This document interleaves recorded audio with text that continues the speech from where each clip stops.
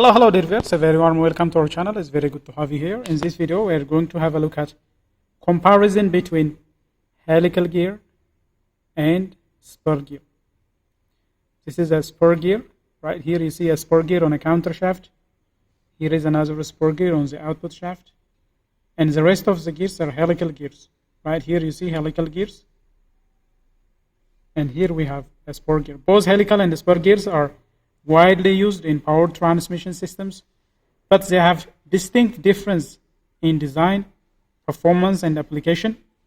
So in this video, we are going to have a look at the comparison between a helical gear and a spur gear.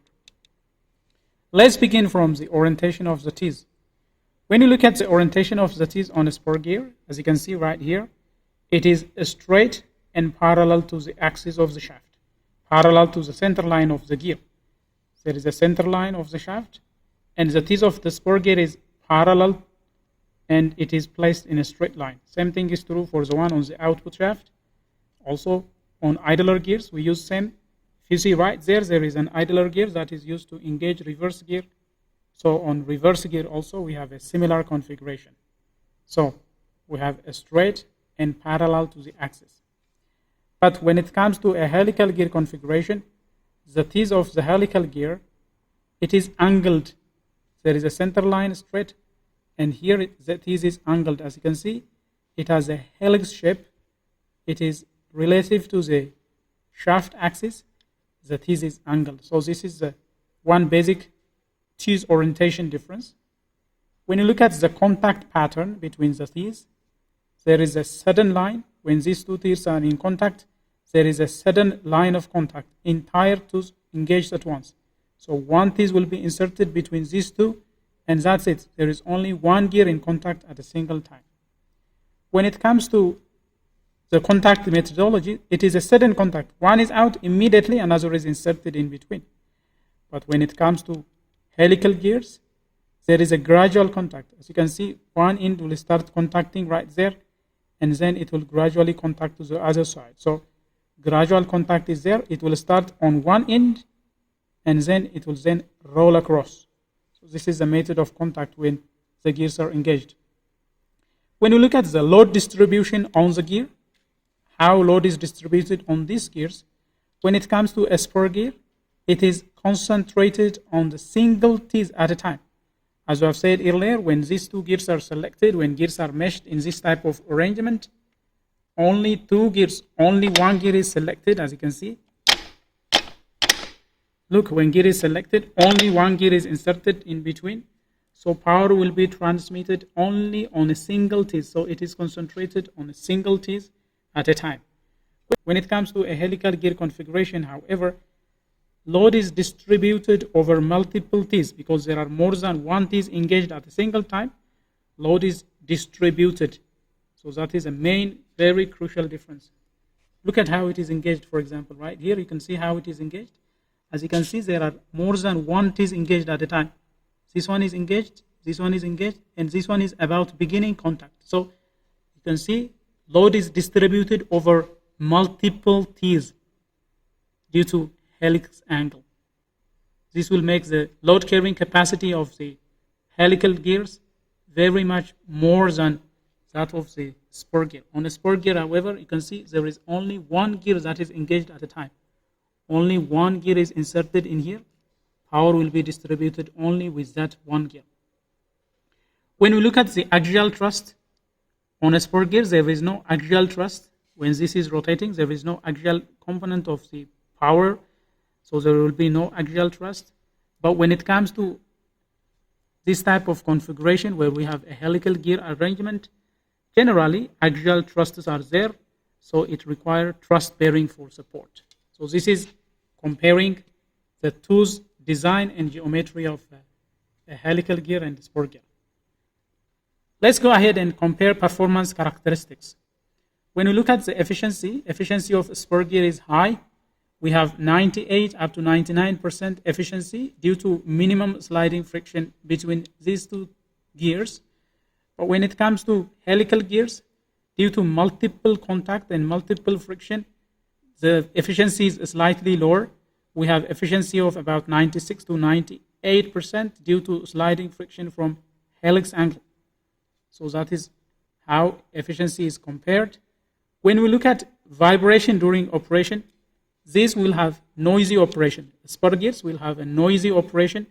Because of sudden tooth engagement, we will have a noisy operation.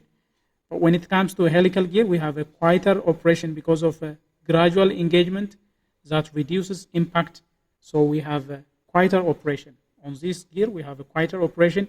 Spur gears are generally noisy. Let's compare the load carrying capacity of these two. When we compare load carrying capacity of a spur gear, as we have mentioned earlier, because only one gear is in contact at a time, we have lower load carrying capacity. If you anticipate on transmitting larger load, it is preferable to go for a helical arrangement because helical gears have multiple teeth that share the load.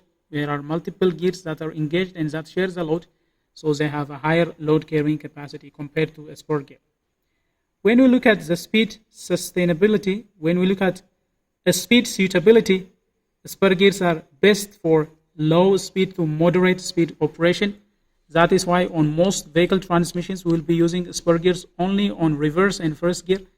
And when it comes to the helical types, they are better for high speed application.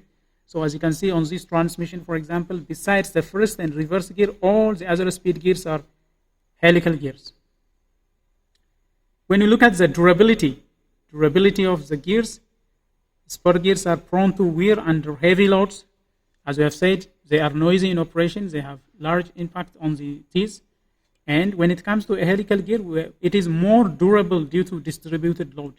Load will be distributed among the engaged gears. So we have more durability in comparison to spur gears when it comes to helical gears. When you look at application, spur gears are usually for low-speed gearboxes.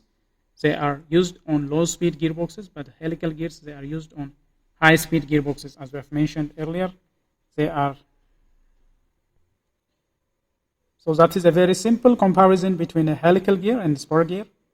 As we have mentioned earlier, so spur gears, they have simple and inexpensive to manufacture. When we manufacture this, they are inexpensive, they are highly efficient, and no axial thrust is there. But when it comes to the disadvantage, spur gears, they have noisy operations. That makes it a disadvantage. They have lower load carrying capacity, and they are not ideal for high-speed operation. When it comes to a helical gear, however, the advantage is that they are smooth and quiet in operation because there are multiple gears and gradual engagement. They are smooth and quiet in operation. They have high load carrying capacity because there are multiple gears that are engaged at a single time. As you can see right here, there are multiple gears that are engaged. So we have a high load carrying capacity, and they are better for high-speed application as well. The main disadvantage of this type of arrangement on a helical gear is they are more expensive to manufacture. Generally, there is an axial thrust that needs additional bearing for supporting load on this type of bearing, and they are slightly lower in efficiency. So this is a very simple comparison between spur gears and helical gears. So you can use a spur gear if cost is major factor, if noise is not a concern, and if application involves low speed operation or moderate speed. But if it needs smooth and quieter operation, it's a good idea to go for a helical gear. If there is high load involved, high speed is, if there is large speed that is going to be operated at, then if the gear is to be driven at high speed, it's a good idea to go for a helical gear. And if durability is required, it is also a good idea to go for a helical gear. So while spur gears are simpler and cheaper, helical gears offer superior performance in demanding applications. The choice depends on factors like noise tolerance, load requirement, speed, and budget. But on vehicles, on most manual transmissions, we use for first gear and reverse gear a spur gear, and on other gears we are using helical gears. On old sliding gear type transmission, very old and low speed transmission, we might be using spur gears for speeds other than first gear, but in most modern vehicles we will be using spur gear only for reverse and first gear operation. The rest are helical gears because helical gears are very much advantageous when it comes to load carrying capacity, noise reduction, and also durability. Well, dear viewers, that is all we have for you regarding the comparison between a helical and spur gear. If you like what has been presented, please smash the like button. If you are new to this channel, do consider subscribing, turn on notifications so that you will be the first to get notified whenever we come up with another video. Until then, stay safe.